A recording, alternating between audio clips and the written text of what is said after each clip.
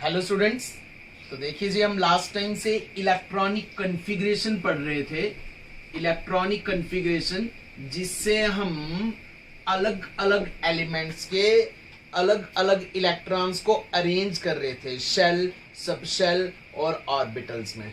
ठीक है, आपको मैंने होमवर्क भी दिया था 20 एलिमेंट्स का, फर्स्ट 20 एलिमेंट्स का। आज 20 के आगे भी जाएंगे। ठीक है, पूरा आप 100 के आगे भी जा सकते हो।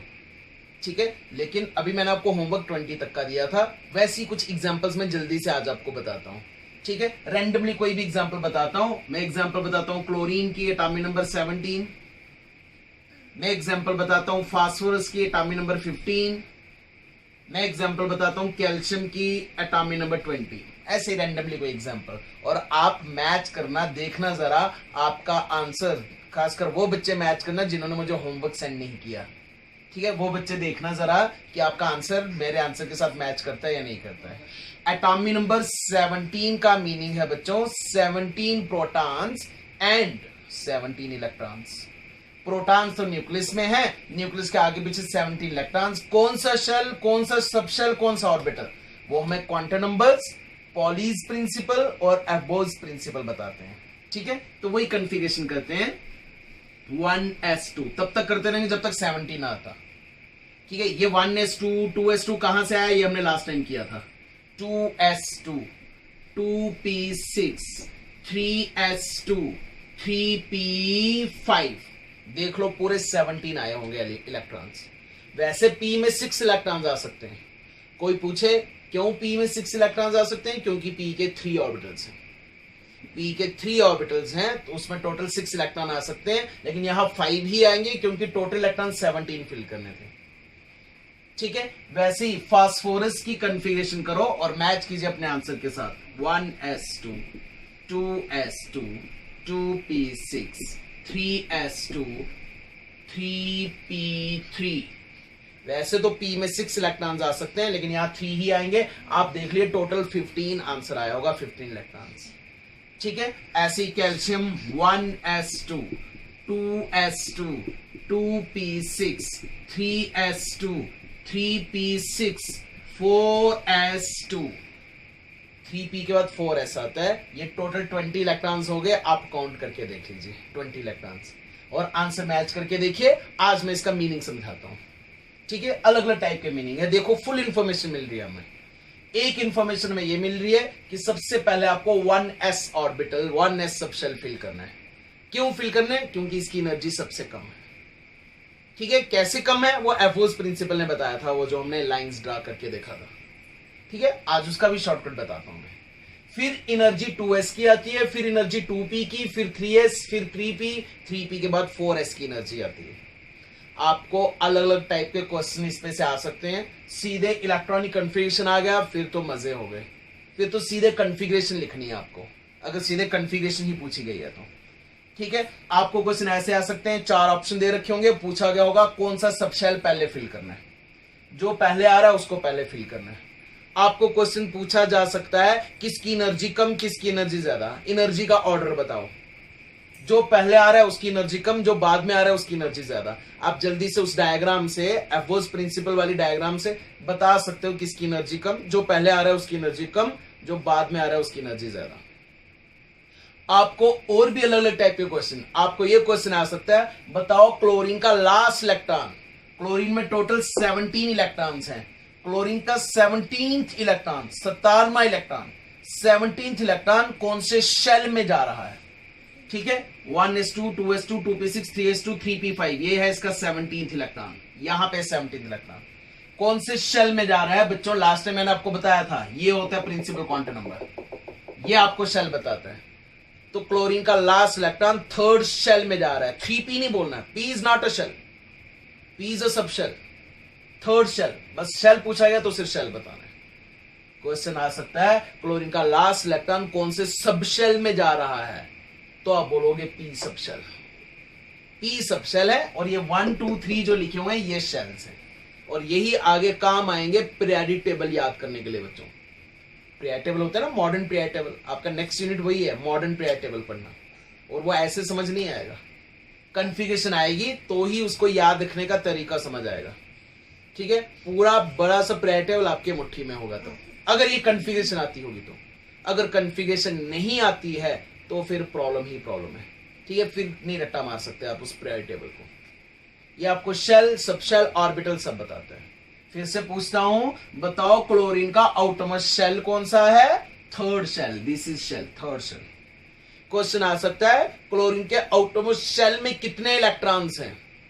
क्लोरीन के, सोचिए जरा खुद आंसर, क्लोरीन के आउटमोस्ट शेल में कितने इलेक्ट्रॉन्स हैं? ठीक है, मैक्सिमम बच्चे आंसर बोलेंगे 5 इलेक्ट्रॉन्स हैं, जबकि वो रॉन्ग है। बच्चों, क्लोरीन के आउटमोस्ट शेल, ये पूरा का पूरा आउटमोस्ट शेल है, ये भी थर्ड शेल है, ये भी थर्ड शेल है। आउटमोस्ट शेल में 7 इलेक्ट्रॉन्स है। 9 10 को लेना बोलो, 9 10 भी तो याद रखो, 2 8 7। आउटमोस्ट शेल में 7 इलेक्ट्रॉन्स है। 2 8 5, आउटमोस्ट शेल में 5 इलेक्ट्रॉन्स है। ये फर्स्ट शेल है, ये पूरा सेकंड शेल है, ये पूरा थर्ड शेल है। ये फर्स्ट शेल है, ये पूरा सेकंड शेल है, ये पूरा थर्ड शेल है, और ये फोर्थ शेल है। इस तरह से आप शेल, फिर उसके सबशेल और उसके ऑर्बिटल्स भी बता सकते हैं। ठीक है जी, तो ये कॉन्फ़िगरेशन का मीनिंग ये होता है। ठीक है, एक शॉर्टकट भी बताता हूं, अगर आपको जल्दी से 4 ऑप्शंस हो, पूछा जाए किसकी एनर्जी कम किसकी ज्यादा, वैसे तो आप बता सकते हो 1s की एनर्जी कम, 2s की ज्यादा, 2p की ज्यादा, लेकिन जब आगे और ज्यादा आगे 30 35 40 इलेक्ट्रॉन्स का हेर फेर कॉन्फ़िगरेशन करनी हो तो आपको वो डायग्राम बनानी पड़ती है। उस डायग्राम से आप बता सकते हो किसकी एनर्जी कम किसकी ज्यादा। या तो एक रूल है N+L रूल, N+L रूल लिख लीजिए, मैं लिखवाता हूं।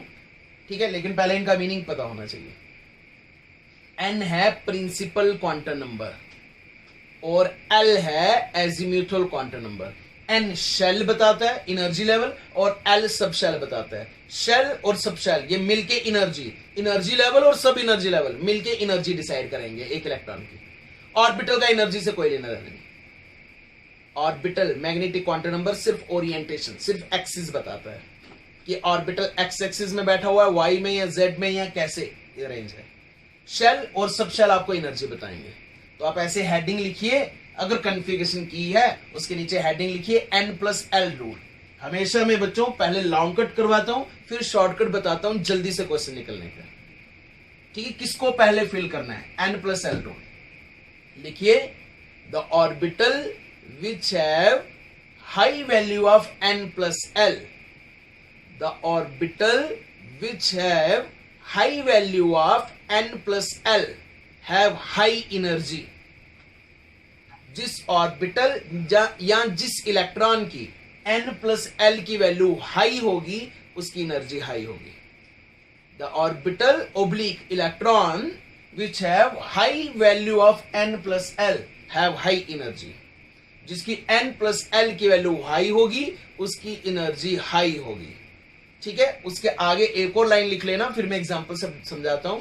If N+L value is same, if N+L value is same, then the orbital oblique electron have high value of N, have high energy। अगर N+L की वैल्यू सेम हो तो जिसकी N की वैल्यू ज्यादा है उसकी एनर्जी ज्यादा है। एग्जाम्पल से बताता हूं, ऐसे समझ नहीं आएगा। ठीक है, एग्जाम्पल से बताता हूं। मान लीजिए आपको ऐसा क्वेश्चन आता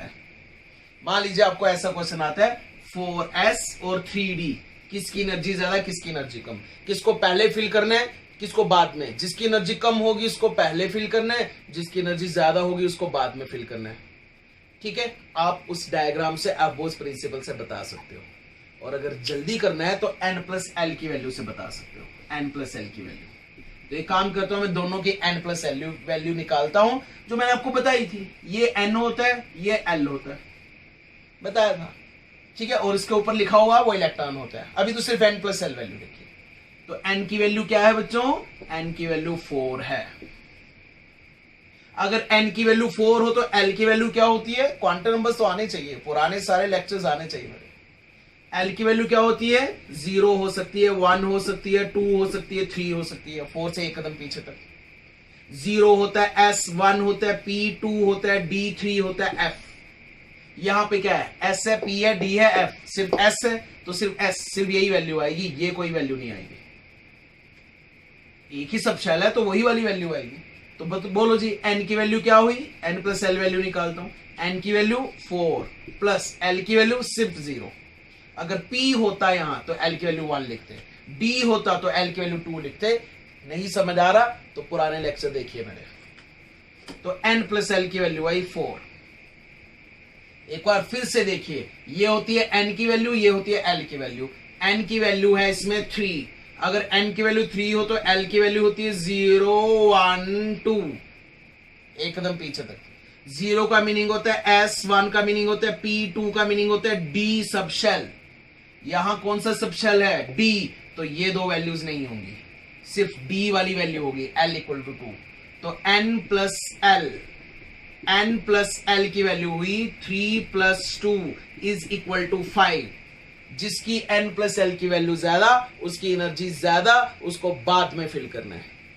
जिसकी एन प्लस एल की वैल्यू कम, उसकी एनर्जी कम, उसको पहले फिल करना है। तो आप जल्दी से एन प्लस एल रूल से निकाल सकते हो किसकी एनर्जी कम, किसकी एनर्जी ज्यादा।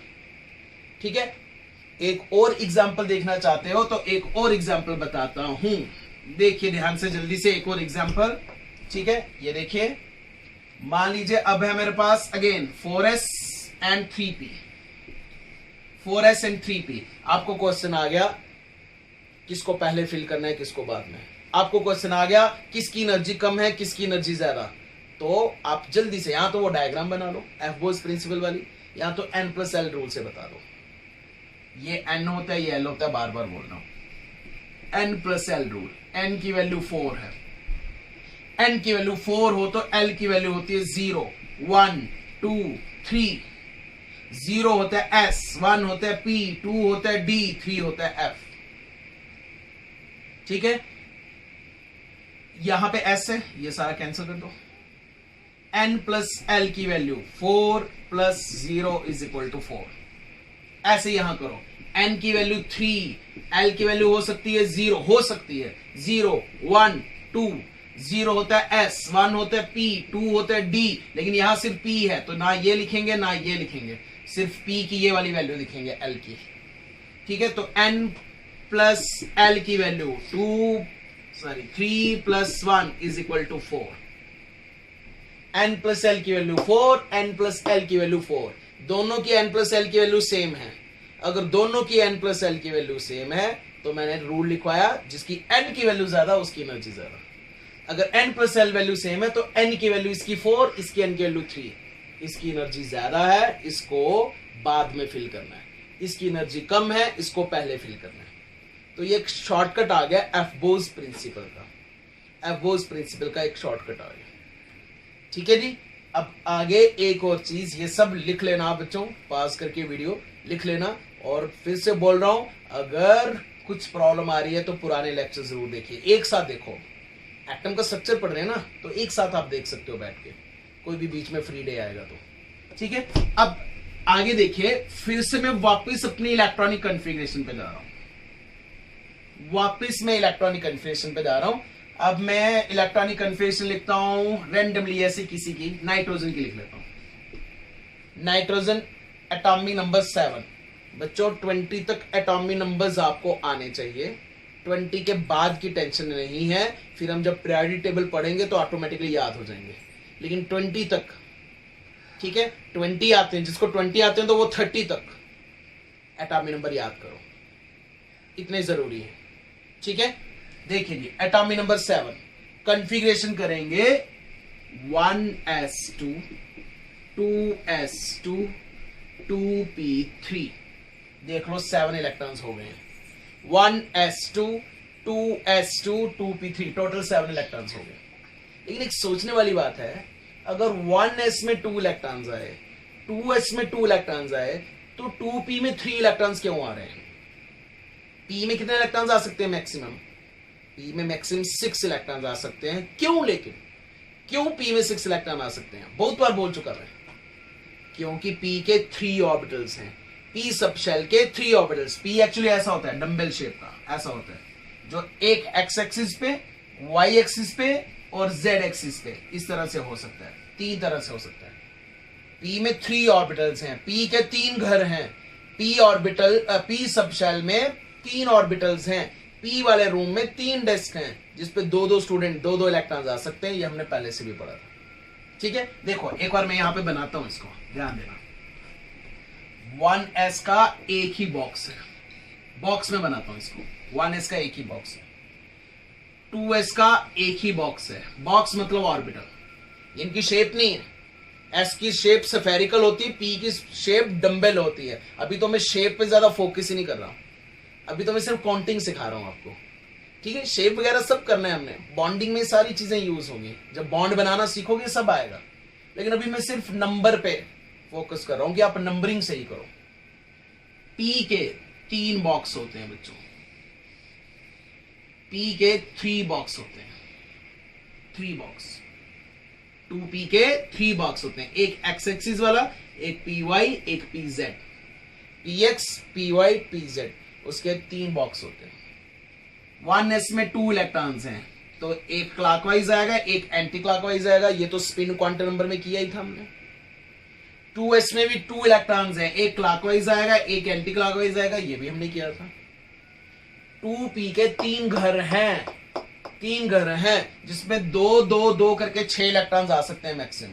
लेकिन फिलहाल हमें 3 ही इलेक्ट्रॉन्स फिल करने हैं, फिलहाल हमें 3 ही इलेक्ट्रॉन्स फिल करने हैं। तो अब क्वेश्चन ये राइज होता है कैसे फिल करें। इधर तो लिख लिया हमने, लेकिन अगर ऐसे मैं ओपन करके लिखूं तो कैसे इलेक्ट्रॉन फिल करें।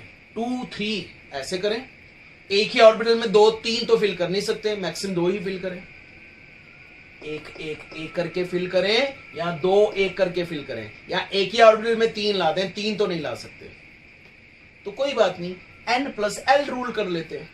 जिसकी एनर्जी कम उसको पहले भर लेते हैं, जिसकी एनर्जी ज्यादा उसको बाद में भर लेते हैं। ठीक है, तो बच्चों n+l रूल करके भी देख लो। ये भी 2p है, ये भी 2p है, ये भी 2p है। Second shell, second shell, second shell, p subshell, p subshell, p subshell, n की वैल्यू भी सेम, l की वैल्यू भी सेम, n+l भी सेम, n भी सेम, सब कुछ सेम, तो एनर्जी सेम। इन तीनों ऑर्बिटल्स की एनर्जी सेम है, सिर्फ फर्क है ओरिएंटेशन का। एक एक्स एक्सिस पे, एक वाई एक्सिस पे, एक जेड एक्सिस पे, सिर्फ ओरिएंटेशन का फर्क है। तो देखो अब इलेक्ट्रॉन्स कैसे बने। अगर सेम एनर्जी है, इन तीनों ऑर्बिटल्स की सेम एनर्जी है, तो इनको हक भी बराबर का मिलना चाहिए। 3 इलेक्ट्रॉन्स हैं तो तीनों में एक एक करके इलेक्ट्रॉन भर दो, एक एक करके इलेक्ट्रॉन भर दो।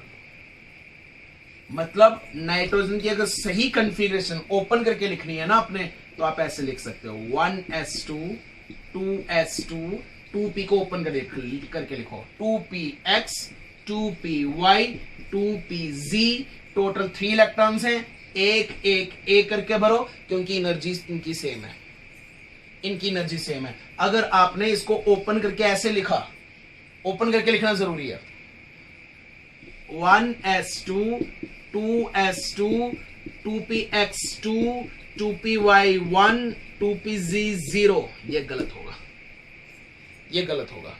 आउटमोस्ट कॉन्फ़िगरेशन ओपन करके लिखनी है, और अगर सेम एनर्जी है तो सेम इलेक्ट्रॉन्स की डिस्ट्रीब्यूशन करो। ठीक है, सेम इलेक्ट्रॉन्स की डिस्ट्रीब्यूशन करो। स्टॉप करके इसको यहां पे आप लिख लीजिए, मैं इस रूल का नाम आपको लिखवाता हूं, आप इसको लिख लीजिए। ठीक है, इस रूल का नाम है बच्चों, बस लास्ट रूल है ये, quantum numbers, Pauli's principle, aufbau principle and last Hund's rule. बस जी, ये आपको पूरा एटम का स्ट्रक्चर बता रहे हैं। इतना अगर हमें पता चल गया तो हमें एटम में कभी प्रॉब्लम नहीं आएगी, एटम के आगे मॉलिक्यूल्स कंपाउंड्स बनाने में प्रॉब्लम नहीं आएगी। Hund's rule states that Hund's rule states that orbitals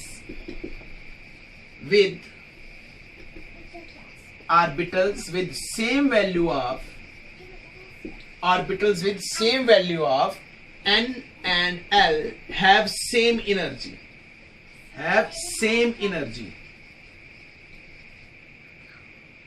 These orbitals are known as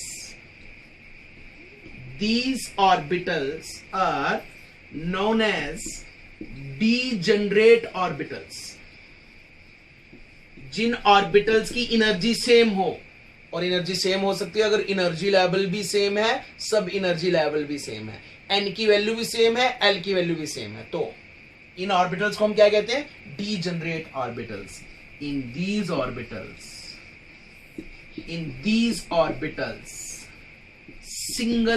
single electron filled first.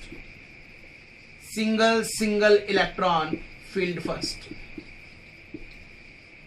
In electrons में एक एक इलेक्ट्रॉन पहले भरो, then starts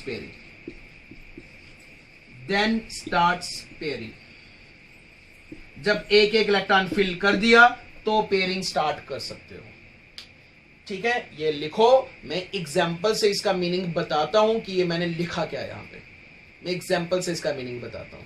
ठीक है बच्चों, पॉज करके लिख लो इसको. देखिए अब ध्यान से. अभी मैंने नाइट्रोजन की एग्जाम्पल बताई, मैं आपको ऑक्सीजन की एग्जाम्पल बताता हूं, मैं आपको फास्फोरस की एग्जाम्पल बताता हूं, मैं आपको सल्फर की एग्जाम्पल बताता हूं. Oxygen atomic number 8. आपने कॉन्फ़िगरेशन की ही है, ध्यान रहे. जिसने पुराना होमवर्क नहीं किया तो वो पहले वो वाला होमवर्क निपटाओ, ऐसे आगे की चीजें समझ नहीं आएंगी. 1s2 2s2 2p4, ये इसकी कॉन्फ़िगरेशन है. ठीक है, लेकिन आपने अब क्या करना है? p में 4 क्यों आए, इसको ओपन करके लिखो. 1s2 2s2 2px 2py 2pz, क्योंकि p के 3 ऑर्बिटल्स हैं. इन 3 ऑर्बिटल्स में 4 इलेक्ट्रॉन्स 4 इलेक्ट्रॉन्स बनने हैं.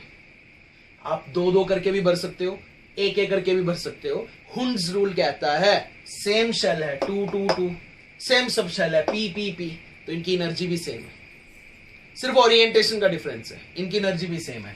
तो सिंगल इलेक्ट्रॉन फील्ड फर्स्ट. एक एक इलेक्ट्रॉन पहले भरो, फिर 4 करने ना, फिर पेयरिंग कर लो. ये इसकी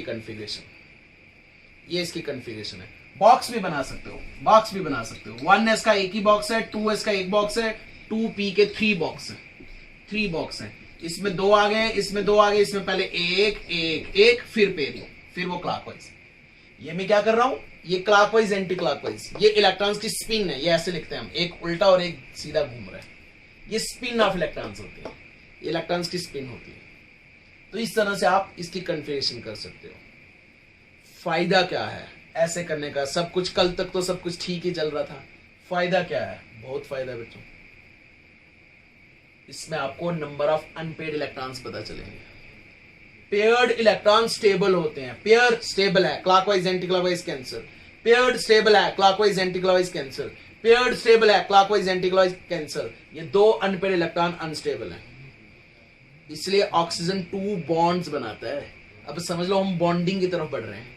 ऑक्सीजन अपने ये 2 अनपेड इलेक्ट्रॉन्स को पेयर बनाने के लिए 2 बॉन्ड्स बनाता है.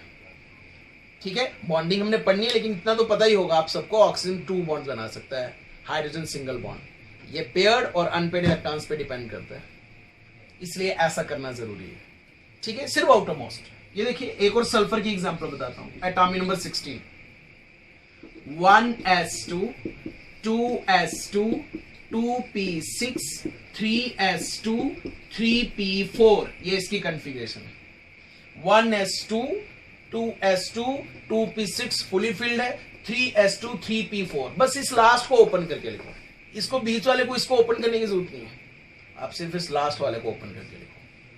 1s2 2s2 2p6 3s2 3px 3py 3pz 1 2 3 4. Single electron field first, then start pairing. आदत ही डाल लो ऐसे, एक इलेक्ट्रॉन डालने की आदत डाल दो. लेकिन अगर एस में तो 2 ही इलेक्ट्रॉन आएंगे सीधे. ठीक है, ये प्रॉब्लम p d और f ऑर्बिटल्स में आएगी. ये प्रॉब्लम p d और f ऑर्बिटल्स में आएगी बच्चों. ठीक है, तो आपका फिर से वही होमवर्क है. क्या होमवर्क? आप फिर से फर्स्ट 20 एलिमेंट्स की कॉन्फ़िगरेशन करो. ठीक है, लेकिन लास्ट वाली कॉन्फ़िगरेशन, सिर्फ लास्ट वाली, वो भी p के लिए, वो ओपन करके लिखना. मैं आपसे क्वेश्चन पूछूंगा, बताओ इसमें कितने unpaired electrons. Which are the following, 4 option, which are the following have maximum number of unpaired electrons. ऐसे क्वेश्चन कॉन्फ़िगरेशन से निकलेंगे, 9th 10th वाली कॉन्फ़िगरेशन से नहीं निकलेंगे. है ना इंटरेस्टिंग चीज। पहले हमने एटम का मॉडल समझा, अब उसमें अनपेड पेड इलेक्ट्रॉन सारी चीजें फुल इंफॉर्मेशन मिल रही है। ये है क्वांटम नंबर्स, फुल इंफॉर्मेशन जो देता है ये है क्वांटम नंबर्स। ठीक है, एक लास्ट चीज और बताता हूं, बस हमारा लेक्चर खत्म हो जाएगा। देखिए बच्चों, ये 2 एग्जांपल्स मैंने बताई हैं आपको एटॉमिक नंबर 20 के आगे वाली। कहीं पे प्रॉब्लम नहीं आएगी, इन 2 एग्जांपल्स में प्रॉब्लम आएगी, और जिनमें प्रॉब्लम होती है बच्चों एग्जाम में वही क्वेश्चन आते हैं, याद रखना। एक है क्रोमियम एटॉमिक नंबर 24 और दूसरा है कॉपर एटॉमिक नंबर 29। देखो इसमें क्या है, पहले तो जनरल कन्फिगरेशन कर लो। 1s2 2s2 2p6 3s2 3p6 4s2 3d4, 4s के बाद 3d आता है, और d में टोटल 10 इलेक्ट्रॉन्स आ सकते हैं, ये हमने पहले से किया हुआ है।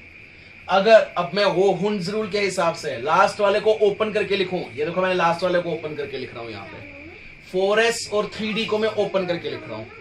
4s का एक ही ऑर्बिटल होता है, 3d के 5 ऑर्बिटल्स होते हैं, उनके नाम भी मैंने यहां पे लिखे हैं। स्ट्रक्चर शेप्स डबल डंबल होती है, लेकिन वो एक्सिस के हिसाब से मैं अलग अलग बताऊंगा आपको अलग से। अभी सिर्फ नंबरिंग पे फोकस कीजिए। वैसे इनका नाम होता है dxy, dyz, dzx, याद रखना बहुत आसान है। xyz, dxy, फिर yz, फिर zx, dx square y square and dz square. ये इनका एक्सिस पे xyz 3 एक्सिस पे अरेंजमेंट के हिसाब से इनका हिसाब, इनके नाम रखे हुए हैं। ठीक है, लेकिन 5 ऑर्बिटल्स हैं। 4s में 2 इलेक्ट्रॉन्स, 3d में 4 इलेक्ट्रॉन्स, तो हुंस रूल के अकॉर्डिंग एक एक करके इलेक्ट्रॉन बनना है। जब सेम शेल है, सेम सब शेल है, अलग अलग बॉक्सेस में सेम शेल सेम सब शेल, तो single single electron field first, मैंने एक एक इलेक्ट्रॉन भर दिया, एक एक इलेक्ट्रॉन भर दिया। लेकिन यहां पे एक चीज ध्यान रखो बच्चों, fully filled and fully half filled configuration ज्यादा स्टेबल कन्फिगरेशन होती है। डी में टोटल 10 इलेक्ट्रॉन्स आ सकते हैं। अगर पूरे के पूरे 10 इलेक्ट्रॉन्स आ जाते हैं ना क्लॉकवाइज एंटी क्लॉकवाइज करके, तो ये ज्यादा स्टेबल कन्फिगरेशन होती है। फुली फिल्ड 10, और 10 का हाफ होता है 5। अगर डी में 5 इलेक्ट्रॉन्स होते हैं ना, तो वो भी एक स्टेबल कन्फिगरेशन होती है। क्यों, वो मैं अभी बताता हूं क्यों। ठीक है, मतलब D4 है, अगर ये D5 हो जाता ना तो मजा ही आ जाता, स्टेबल हो जाता। और कल मैंने आपको बताया था सब स्टेबल होना चाहते हैं। ये फुली हाफ फील्ड हो जाएगा, D का टोटल 10, 10 का हाफ 5 आ जाए तो ये स्टेबल कन्फिगरेशन हो जाएगी। और देखिए ऐसा ही होता है। इसको फुली हाफ फील्ड होने के लिए यहां से एक इलेक्ट्रॉन आगे जंप हो जाता है। ये देखिए एक इलेक्ट्रॉन आगे जंप हो गया। तो क्रोमियम की कन्फिगरेशन ये नहीं होती, क्रोमियम की ये गलत कन्फिगरेशन। ठीक है, थोड़ा सा सिस्टम इसमें चेंज हो गया है। ठीक है, इसलिए पक्का एग्जाम में पूछा जाता है। क्रोमियम की कन्फिगरेशन है 1s2 2s2 2p6 3s2 3p6 4s1 3d5। Exceptional case है ये, एक क्रोमियम का एक कॉपर का। कॉपर की कन्फिगरेशन है 1s2 2s2 2p6 3s2 3p6 4s2 3d9। D में टोटल 10 इलेक्ट्रॉन्स आते हैं, ये मैंने 9 भरे हुए हैं। ये देखो पहले एक एक करके 1 2 3 4 5, फिर पेयरिंग 6 7 8 9। अगर एक और हो जाता 10, fully filled clockwise anti clockwise. बार बार बोल रहा हूं, ये स्पिन है बच्चों इलेक्ट्रॉन्स की। ये एक इलेक्ट्रॉन की स्पिन है क्लॉकवाइज, जो ऊपर की तरफ है वो क्लॉकवाइज, जो नीचे की तरफ है वो एंटी क्लॉकवाइज। ये स्पिन है, क्लॉकवाइज एंटी क्लॉकवाइज करके फुली फिल्ड हो जाता तो ज्यादा स्टेबल होता। और ऐसा ही कॉपर में होता भी है। कॉपर का एक इलेक्ट्रॉन आगे जंप कर जाता है और उसकी कन्फिगरेशन अब ये नहीं रहती, ये गलत कन्फिगरेशन है। उसकी कन्फिगरेशन होती है 1s2 2s2 2p6 3s2 3p6 4s1 3d10। एक इलेक्ट्रॉन आगे जंप कर जाता है। ठीक है, अब मैं इसका रीजन बताता हूं क्यों। फुली फिल्ड का तो रीजन पता ही आपको, फुली फिल्ड ज्यादा स्टेबल, क्लॉकवाइज एंटी क्लॉकवाइज करके ज्यादा स्टेबल कन्फिगरेशन होगी। लेकिन फुली हाफ फील्ड क्यों स्टेबल? फुली फील्ड D10 हो, P6 हो, F14 हो, तो वो ज्यादा स्टेबल कन्फिगरेशन है। लेकिन फुली हाफ फील्ड भी स्टेबल कन्फिगरेशन है, वो क्यों? और ये अच्छा वाला फुली फील्ड था, इसको क्यों डिस्टर्ब किया? क्योंकि यहां हम प्रेफरेंस उसको देंगे, बड़े घर वाले को प्रेफरेंस देंगे, वो ज्यादा अनस्टेबल, ज्यादा गड़बड़ करेगा।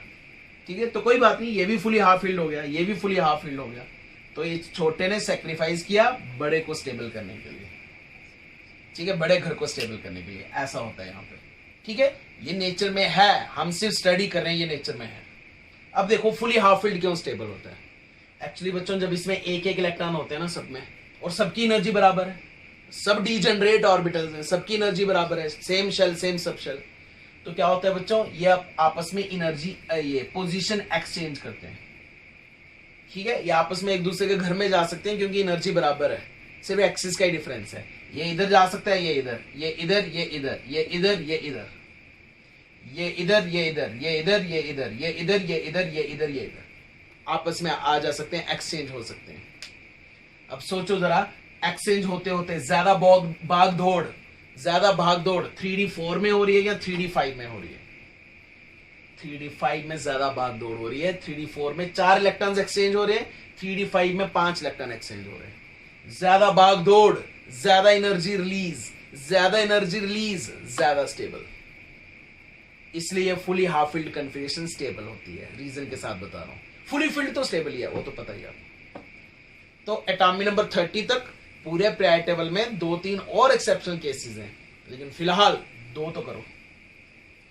ठीक है, क्रोमियम कॉपर एटॉमिक नंबर 30 तक बस यही 2 एक्सेप्शनल केसेस आएंगे और कोई नहीं आएंगे। ठीक है, पहले 20 तक कन्फिगरेशन करो, आउटरमोस्ट वाली ओपन करके लिखना, फिर वो हो गया तो 30 तक भी कर लो, वो हो गया तो 30 तक भी कर लो, लेकिन क्रोमियम और कॉपर का ध्यान रखना, क्रोमियम और कॉपर का ध्यान रखना। और एक आपको टाइम मिल रहा है, नेक्स्ट हमारी क्लास नहीं है, उसके नेक्स्ट डे क्लास है, ये जितना भी एटम का स्ट्रक्चर आपने पढ़ा ये सब एक साथ रिवाइज करना है। क्वांटम नंबर्स, ऑर्बिटल का concept quantum numbers, Pauli's principle, Bose principle, Hund's rule and ये 2 एक्सेप्शन केसेस, ये सब एक साथ पढ़ना है और इसका देना है मुझे टेस्ट। बाकी जो डाउट्स होंगे, जो प्रॉब्लम होगी, वो लाइव क्लास पे, लाइव सेशन में हम कर लेते हैं। ठीक है जी, आज के लिए इतना ही। जय हिंद, जय भारत।